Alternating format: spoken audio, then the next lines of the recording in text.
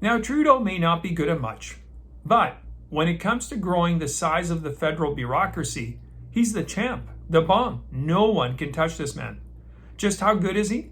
Well, under his watch, the non-elected bureaucratic deep state has grown by nearly 100,000 employees since His Majesty took office in 2015. This according to a new study by the Montreal Economic Institute. Now, I looked up the average salary of a federal employee, and it came in at $81,000 per year, not including benefits. Of course, not everyone starts at this level, some below and likely some above. But ultimately, that's what the average federal worker requires in taxes from each one of us to keep them going. So that means that these 100,000 folks are costing you and I approximately $8,100,000 per year, and that's just for their salaries without all those wonderful benefits. And then, of course, when they retire, well, we're all on the hook for their retirement pensions and ongoing benefits as well. As of last March, the total number of federal employees numbered 357,247, a whopping 38% increase over the number of staff when His Highness took office back in 2016. In the same time period, Canada's population has only grown by 14%, while the deep state has grown by 38% that governs us. Today, the federal government currently has 9 employees for every 1,000 Canadians. Mr. Trudeau has hired significantly more public servants than any other Canadian Prime Minister in recent history. It's been a non-stop orgy of government growth. Given Trudeau and his cohorts are so fond of blockers for children, maybe we can get them on bureaucratic blockers ASAP. Trudeau has broken the mold.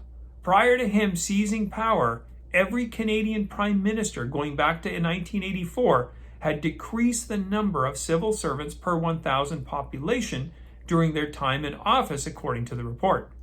Brian Mulroney, who was Prime Minister from 1984 to 93, lowered public servants by 10.2%, while his next in line, Jean Chrétien, a Liberal, cut back 9.7% during his 10 years, and also Liberal Paul Martin, who was in office for less than 3 years, cut back by 1%, while Conservative Stephen Harper chopped the number by 6.3% between 2006 and 2015.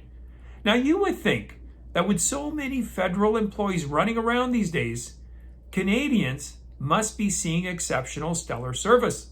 Hey, any of you out there, are you seeing exceptional stellar service from Canadian civil servants these days? Bueller, anyone? Anyone at all? The increase in the labor force comes with a corresponding increase in payroll, of course. Now, I had estimated that earlier number, but according to this, labor costs have risen 53.2% since 2015, according to the Parliamentary Budget Office. Now, this is not a right-wing group. This is the Parliamentary Budget Office, folks. A 2023 PBO report noted a 30.9% increase in personnel spending over the previous 2 years, from $46.3 billion in 2019-2020, prior to the pandemic, to $60.7 billion in 2021-2022. Wow. Forget about it. If we can't tax Canadians to death now, we'll just fool them by printing more money we don't have, money which their grandchildren can ultimately pay back with shitloads of interest, of course, provided there's still a country left. Though the COVID-19 pandemic may have affected the hiring of civil servants, it is not the primary factor explaining the increase in the number of federal employees, Mr. Guilgar writes in his report. The rate of growth in the federal workforce was already high in 2019, and this has been sustained right through 2023 at a pace unmatched at any point in the preceding 40 years. Come on, somebody's got to tell the fringe minority what to do, right? We need somebody to govern these fools.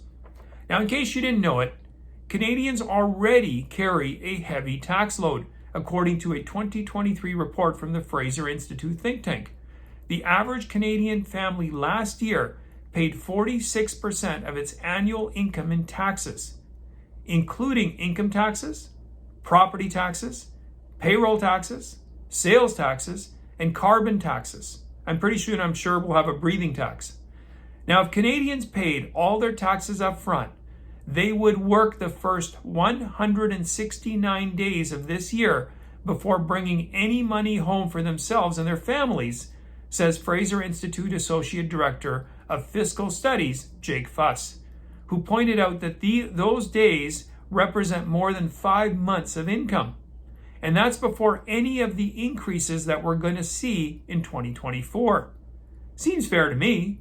I mean, given how hard Trudeau and his federal bandits work, it's only fair we give them half of what we have.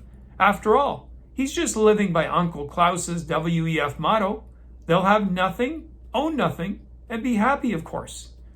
A slew of tax hikes are coming through, including at the federal level a rise in Canada pension plan and employment insurance contributions, and of course, the carbon tax, alcohol tax, and lots more.